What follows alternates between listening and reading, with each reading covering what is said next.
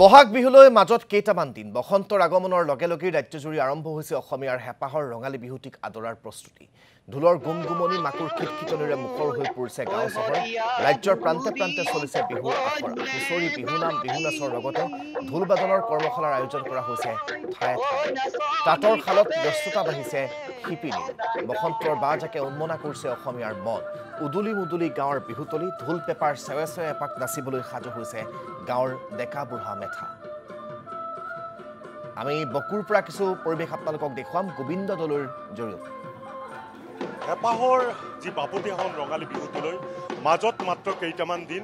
ইতিমধ্যে অসমৰ বিভিন্ন প্ৰান্তত কৰ্মশালা আৰম্ভ হৈছে। ঢোল পেপাৰ গুমগুমনিত এক বিহুৰ উৎসৱৰ বতৰা আহি পৰিছে। ঠিক তেনেদৰে বকো আঞ্চলিক ৰঙালী বিহু সন্মিলনীয়ে এক বিশেষ কৰ্মশালাৰ আয়োজন কৰে প্ৰতি বছৰে। এইবেলেও কৰ্মশালাৰ আয়োজন কৰিছে। বিহু নাচ, ঢোল বাদন, বাঁহী পেঁপা বাদনৰ এক কৰ্মশালাৰ আয়োজন কৰিছে। আৰু এই কৰ্মশালাত প্ৰায় 9 শতাধিক প্ৰশিক্ষাৰ্থীয়ে অংশগ্ৰহণ কৰিছে। ইতিমধ্যে বিহু নাচৰ প্ৰশিক্ষণ চলি আছে।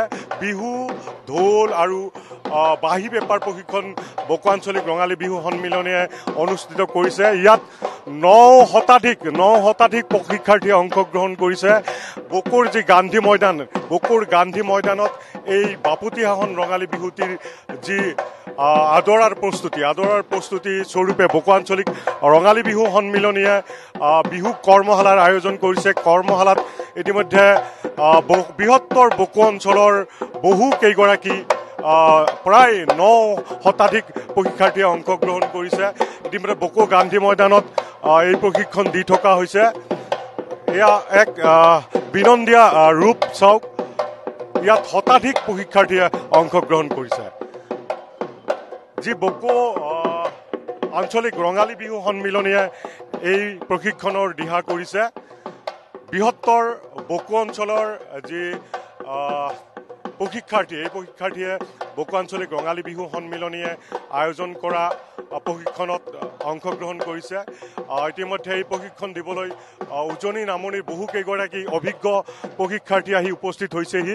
ইতিমধ্যে যি বকো গান্ধী ময়দান আছে, এই বকো গান্ধী ময়দানত এই প্ৰশিক্ষণ চলি আছে।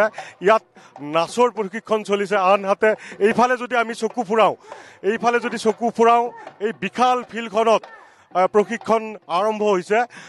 বিভিন্ন শাখাত বিভক্ত কৰি লোৱা হৈছে। তাৰপিছত ইয়াত প্ৰশিক্ষণ আৰম্ভ হৈছে। 9 শতাধিক প্ৰশিক্ষাৰ্থীয়ে এই কৰ্মশালাত অংশগ্ৰহণ কৰিছে। আমি আয়োজক সমিতিৰ সভাপতিৰ কাষলৈ যাব বিচাৰিছোঁ। সভাপতি আছে, আমি জানিব বিচাৰিম। ইতিমধ্যে ইয়াত প্ৰশিক্ষণ আৰম্ভ হৈছে। 9 শতাধিক প্ৰশিক্ষাৰ্থীয়ে অংশগ্ৰহণ কৰিছে। বিহু নাচ, ঢোল বাদন আৰু বাঁহী পেঁপা বাদনৰ প্ৰশিক্ষণ আৰম্ভ হৈছে। কি ক'ব, কিমান দিনীয়া হ'ব এই প্ৰশিক্ষণ? এই প্ৰশিক্ষণ 15 দিনীয়া প্ৰশিক্ষণ হ'ব। যোৱা 30 মাৰ্চৰ পৰা এই প্ৰশিক্ষণ আৰম্ভ হৈছে। ইতিমধ্যে বিভিন্ন সমল ব্যক্তিয়ে ইয়াত প্ৰশিক্ষণ দি আছে। প্ৰায় 9 শতাধিক ছাত্ৰ ছাত্ৰীয়ে ইয়াত অংশগ্ৰহণ কৰিছে। আৰু ইয়ে বকো আঞ্চলিক ৰঙালী বিহুৰ সন্মিলনৰ বাবে এটা শুভ লক্ষণ। আমি অসমীয়া বাপতিসাহোন ৰঙালী বিহুক যি আদৰাৰ প্ৰস্তুতি, আমি 30 মাৰ্চৰ পৰাই এই প্ৰস্তুতি আৰম্ভ কৰিছোঁ। আৰু 30ত 1-2 বহাগত আমাৰ সাংস্কৃতিক অনুষ্ঠান থাকিব। ইয়াৰ লগে লগে আপোনালোকে দেখিছে যে গোটেই বকো ফিল্ডখন গোটেই বিভিন্ন শাখাত আমি বিভক্ত কৰি প্ৰশিক্ষণ দিয়াৰ ব্যৱস্থা কৰিছোঁ।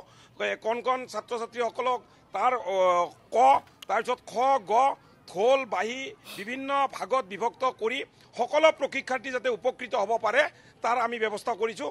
আমি আশা ৰাখিছোঁ বকো আঞ্চলিক ৰঙালী বিহু সন্মিলনৰ এই পদক্ষেপে বকো অঞ্চলৰ ছাত্ৰ ছাত্ৰীসকলক উপকৃত কৰিব। লগতে আমি অসমীয়া বাপতিসাহোন ৰঙালী বিহুটোক এক জাক জমকতাৰে আদৰৰ বাবে প্ৰস্তুতি চলাইছোঁ। গোবিন্দ দলৈ আপোনাক এই মুহূৰ্তত ধন্যবাদ জ্ঞাপন কৰিছোঁ আমাক সবিশেষ জনোৱাৰ বাবে।